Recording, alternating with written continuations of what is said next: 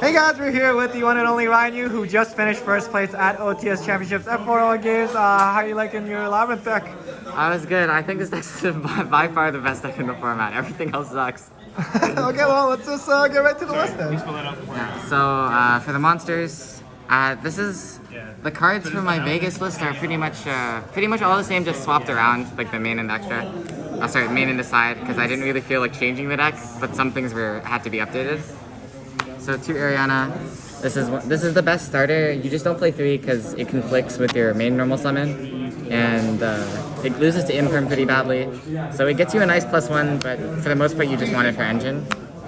3 Lady. This is the best card in the deck. It's just ridiculous. If you guys don't know, it can chain to a trap to set a normal trap, and then it's like really hard to interact with. Yeah. I don't want to go too in depth on the Labrynth effects because I feel like that's probably boring. 1 Lovely. This is the bomb. It's the brick, but like you just summon it with Ariana or with a big welcome, so it's good.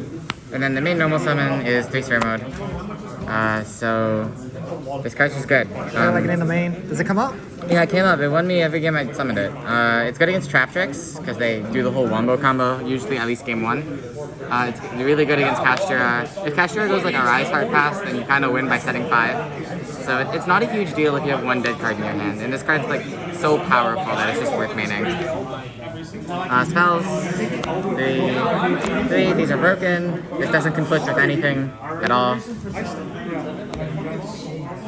Traps. 3. These are just the starter traps. This one's especially good in the grind game. Well, they're both really good in the grind game because this resets itself. And then this one, you can banish from grave to bounce. So it comes up a lot against Kashtira, like bouncing the Shangri-Ira. To like not only to get rid of the body, you stop the summon and they can't trigger the field spell. So it's just insane. 3 Drain. This is the only floodgate in the main I played this time.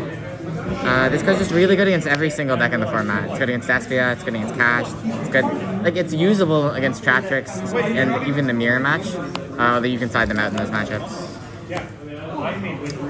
The barrier. This card's like, it's good going first against most matchups. Against Despia, really, it's insane. And I think this deck's worst matchup is Despia, so that's why I decided to main 3 of this. But you do side it out against like Kashtira and some of the other decks. 3 Compulse, 3 Punishment, 2 Overroots. This is the same as Vegas. Compulse is like arguably worse as Kashtira becomes less popular, because you want to be bouncing extra monsters with this to get value, so like bouncing Shangri-La and a Rise Heart, but against the other decks it's like not that high value. But I don't know, we'll have to just see how the format develops. This could probably be at 2, but you definitely need 2 to 3. Punishment's the best trap spot removal, I think. I'll discuss why when we get to the extra deck, but this card's just fantastic. The one downside of this card is that if you're playing against Kashtira and the Diablosis you, they're going to see the punishment targets, so they know it's Labrynth, and then they lock your spell trap zones. But like, it doesn't really matter, because like especially later in a tournament, people will like be scouting your deck anyway if you're like going into top cut, and they'll know you're playing Labrynth anyway, so it's not actually a downside. Like if you're trying to win a competitive event, this is just the best one. And then 2 Over. This one gives your opponent a card, so it's not as good, but you still have to play it just to have your spot removal trap count high enough. Like, the thing about this deck, like, you have these as spot removal, and also big welcome, because it's like the bounce effect, but the rest of your deck is just stoppers. So if you don't have enough spot removal, like especially to draw into late game, like you can have a skill drain, but then if your opponent has like a Guardian Chimera or something, you still lose because it's bigger than all your guys. So having enough of these is super important. This card's also cool. You can pair it evenly with it by giving them a card. That function also works really well in Kashtira because you can like set a monster to their field and then it turns off all the guys from hand. And against Despia, it lets you like dodge Branded in red because like you give them the card on the field, but then they can't fuse. 1 trap trick. This is because Lady says you have to set a card with a different name, so you can set this always to make sure you get the trap you want. And also because with Lady, you want to be able to trigger it on their turn and then your turn. But like a lot of these normal traps, like all of these you want to use reactively. You don't want to shotgun them because then you lose value. So what you do instead is you set trap trick with the Lady on their turn, and then on your turn you can flip the trap trick and chain lady again, so you get the +1, but you don't have to waste an actual trap doing it. So the trap trick's really good, but I wouldn't play 3 because it sucks to have to flip this card proactively because it limits you to 1 trap. And then 3 evenly matched, kind of the same theme as Sphere Mode's broken. Like it's so good in this deck because you can get evenly and Sphere Mode off of the 6 pots going second. So like, the thing that I think makes this deck better than Kashtira is like, if you go first, they will never ever beat you. Like, it's impossible. Unless they like, you know, you can obviously lose games, but it really doesn't happen often. But if they go first, you can draw evenly, you can draw Sphere Mode. You can like literally set 5 and still win against them. So, yeah. 1 Eradicator for the last card in the main deck. I think I moved this to the main deck just because Trap Tricks is obviously more popular. And in the mirror match, this card's just completely game ending. Game 1, if you have it and they don't, you're just at a huge advantage because you can lady set it from your deck and then just flip it, call traps, the game's over. Won me game 1 at the finals, so it was good. Fast. Yeah, it's a little bit toxic, but I think it's too powerful not to play. And then Lady is the tribute for it, or so is Lovely, and so is Heavenly Prison. There's like a million, yeah.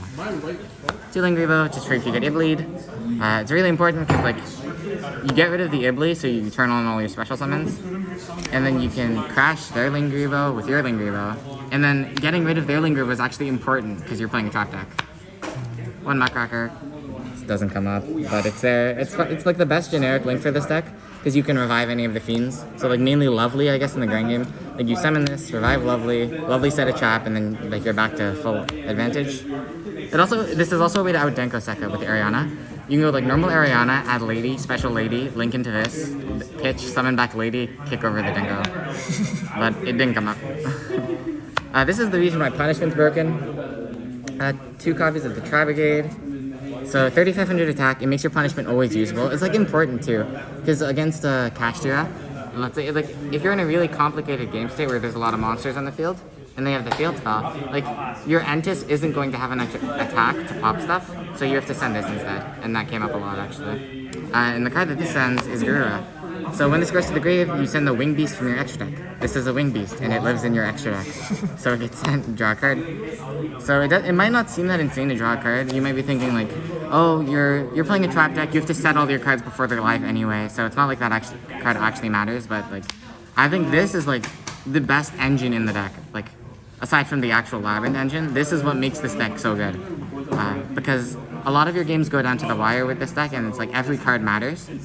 So with what I mentioned before, you have to be top decking cards to remove threats, and getting a draw off of Punishment is like insane. Like, you remove a threat, then you get 2 draws by the next time you're setting cards. So it's a lot like the old Eldritch thing, right? If you have a bunch of beaters and then Ash Blossom, you can beat Eldritch even if they have floodgates, because you Ash the Sanguine and just kick for a bunch of damage. Labrynth kind of has that same problem, like if you get ashed on the traps, or you just don't draw any. So Punishment getting to your engine as like a pseudo upstart is very important. 1 Skull Knight. This is a Punishment send. It plays around Thrusting, because it doesn't activate until your turn. You get to choose when to use it. It prevents them from going a Rise Heart, which is like really crazy. Because like if this is in the grave, it's just infinite pressure. They can never make a Rise Heart. And you just pop Thunder because it's 2400. This is Entis. It pops. Shooting Gersu, because all the big guys are level 8. Does it come up? It came up once today, once at Vegas, so like it's definitely cuttable if you don't have them, but if you played Orcus, then just put this in your extra deck, it's good. It's also good for protecting your back row because of the replacement effect. Nice. So I came up a couple times to send like Births or the Trap Tricks field spell. 1 Aggregator, this is also a Punishment target. When it goes to the grave, it just hot reds something on the field. It's good, like against Flunder, for example. If they go normal, Rubina, chain like 1, and then you chain this. Chain Punishment, send that. On the resolution, they go normal Eaglin, Eaglin effect, chain like 2, negate even, they pass. And then 1 Zeus, 1 Omega. Hypothetically, if you make Ningirsu, and then this is like DD Crow for Punishment, because you just send it and then, like it could come up against Branded, theoretically. So I thought that was good enough. And then side deck, 3 Ash, because Branded is like, Brandon's a good deck unless it gets ashed, so you just ash them and they pass. You also side this in against the mirror match. In the mirror match, it's basically just post side, it's Eradicator Turbo. So any card that stops you from getting Eradicator is really good, because this stops them from getting the body. Or it also stops the pots. And then against Kashtira, you put it in as well, because you just don't want to get zone locked for 5. Like the thing about this deck is that, like, going second, like, let's say you have 6 traps, one of them is going to be dead, so you can afford to have one of those cards be a trap that you're, not a trap that you're going to set. So, like, five traps and then Ash, for example, is very good, because you Ash, and then you get to set all 5 traps, and you're not losing any value by having a dead trap in your hand, and it, like, sometimes stops you from getting zone locked for 5. I don't know. I mean, they have to draw the field spell, or, like, 3 extenders to do it in the first place, so it doesn't, like, usually it's lock 3, and then you have to draw Sphere Mode or evenly, but, like, there's honestly so many ways to be cash there going second. One of this, you could consider playing more. You could consider playing more, like, of both of these, and then, because the more of these you play, the better this is. Because I think the problem with, like, trying to hard draw this instead of search it with Lady and then shock it in standby is that it's going to be hard to get, like, a Lady on the field. And not just that, you have to summon a Lady and then have follow-up still. So you basically need 2 big bodies. But this card makes it a lot better, because if you have this revealed in your hand, then as soon as you flip a trap, special summon, Eradicator, tribute this. This is also a tribute for Eradicator, funny, right? Because it's a dark.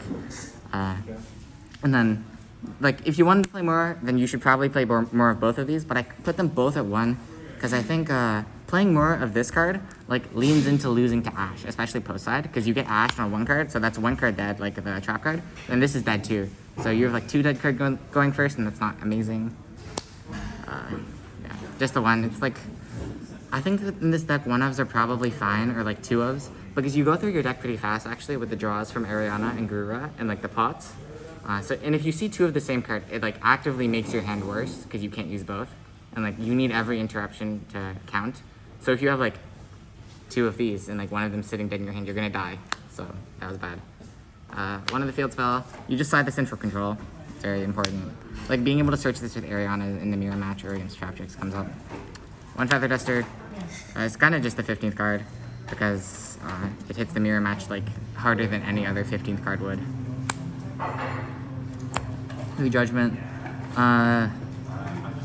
This is for going first. It outs anything. Like, with Reboot Ban, this card is actually just, like, unbeatable. Like, Denko, Judgment, Evenly Judgment, Lightning Storm, Feather Duster, Judgment, and then they lose. Or if they don't have that, you just Judgment their engine and they lose anyway. Their Rivalry. This isn't good against Cash. It's only really good against Despia. It's also good against Traptrix, actually, because it's, like, divided between plants and insects. But I respect Despia a lot with this deck, because I like, really do think that's the worst matchup. I think Cash is really easy, but Despia, like, chimeraing you in your end phase, and, like, resource looping with Mirror Jade and Retribution is really rough. And then for the last cards in the side deck, the Floodgates for Cash. 1 of this, because you can set it with Lord, and it's really funny, and it doesn't go away because it can't get banished. And then 2 of these, because this is, like, the better one. But yeah, there's more rivalries than these, because I think I'm more scared of Despia than Cash. And then, you know, without meaning any of the Floodgates, you're making sure that less of your cards will be dead game 1, because you don't know what matchup you're going to play. It's a very diverse format. But then post-side, you just put them all in your deck. It's more powerful. And yeah, having these be, like, 2 Gozens and 1 Iron Wall is better, because, like, this is pretty bad. But this is game.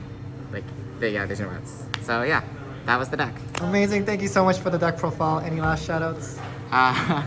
Shoutouts to everyone here. Shoutouts to Joseph. And Tristan for judging, and James for doing the deck profile. Shoutouts to Ali for playing his Traptrix deck.